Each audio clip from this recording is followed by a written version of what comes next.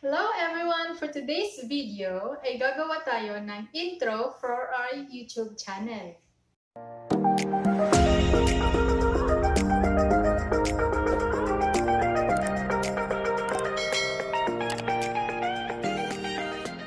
So bago kayo pumunta kay Capcut, ay punta muna kayo sa browser nyo at mag-download ng gusto nyong background picture, frame background picture, and green screen subscribe button.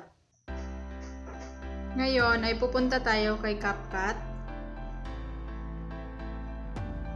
Tap New Project. And then, dito piliin nyo yung gusto nyong background picture or yung dinownload nyo kanina sa browser nyo na background picture. For example, ito. And then, add. Tapos, pwede natin itong i-move kung gaano kahaba ang gusto nating intro.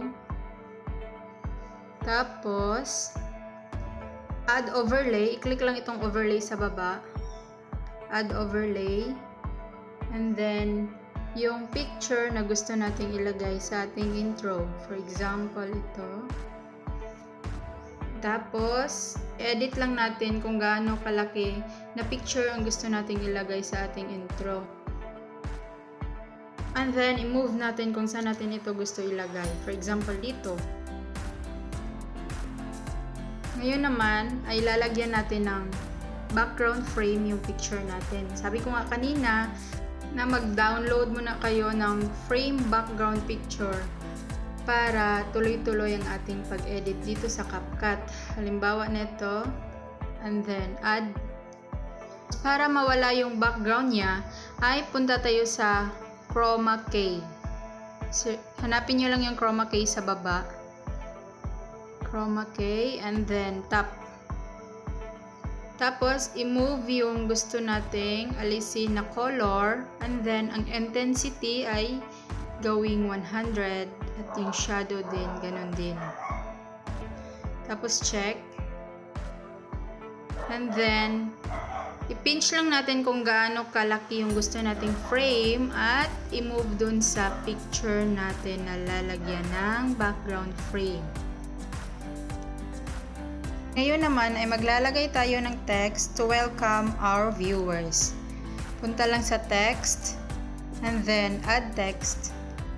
Tapos para makita nyo kung ano yung tinype nyo, ay edit nyo muna yung font dito sa effects.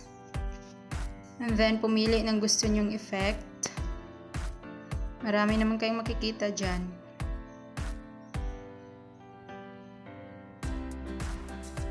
For example, ito.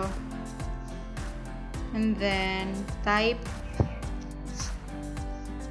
welcome to my channel.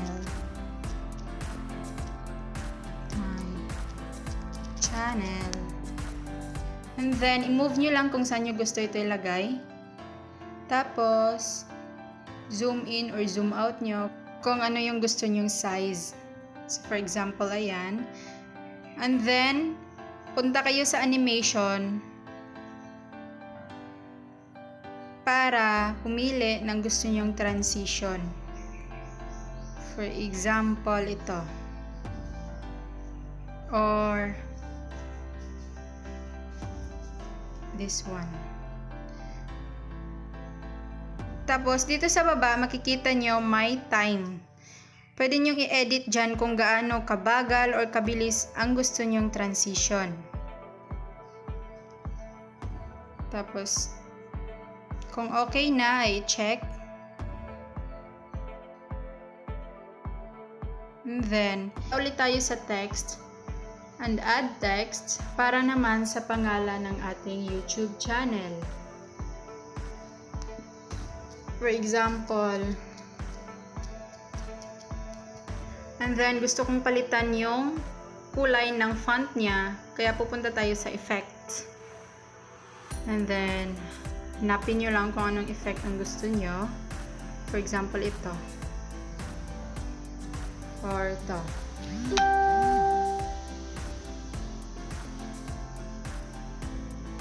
Tapos, check.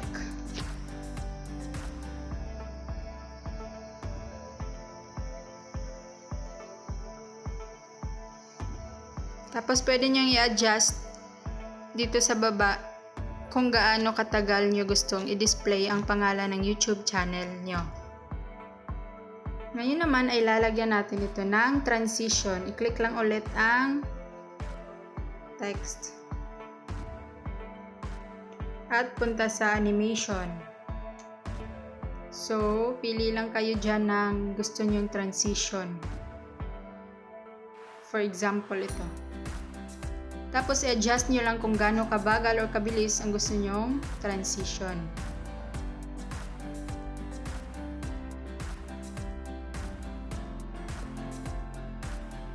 Then check. At ngayon naman ay maglalagay tayo ng subscribe button sa baba. Now, click overlay and add overlay. Tapos, dito nyo ilalagay or i-click yung green screen subscribe button na dinownload nyo kanina. So, ito. Then add. Tapos, para mawala yung background niya na green screen, punta lang kayo sa chroma key ulit. And then, intensity 100 and shadow 100. Tapos check. At i-pinch niya lang ulit or i-adjust kung gaano kalaki yung gusto nyong subscribe button. Tapos, i-move nyo kung saan nyo gusto ito ilagay. For example, dito. And then, so, ayan na siya. Medyo mahaba yung subscribe button niya, kaya i-adjust natin itong background.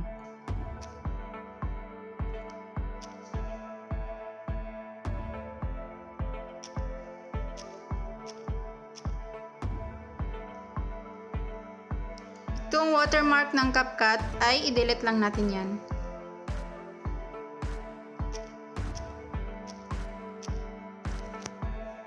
So, ayan na siya.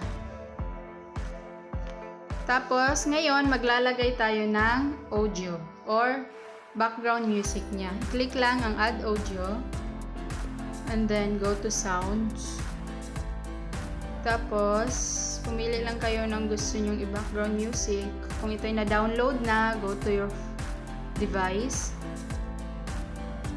at search yung gusto nyong background music. For example, kapag nakita nyo na yung gusto nyong i-background music, i-click lang ang plus sign sa gilid. So, yan na siya. Para naman may konting effect ang ating background photo, ay i-click ang effects at pumili ng gusto nyong effect na ilagay sa ating background photo. For example, ito. At pwede nyo naman i-adjust ang kanyang speed. Tapos check. Dito naman sa dulo ay lalagyan din natin ng effect. Tap lang ang add effects and then pumili ng effect. Tapos check. Now I will show you our intro for our YouTube channel.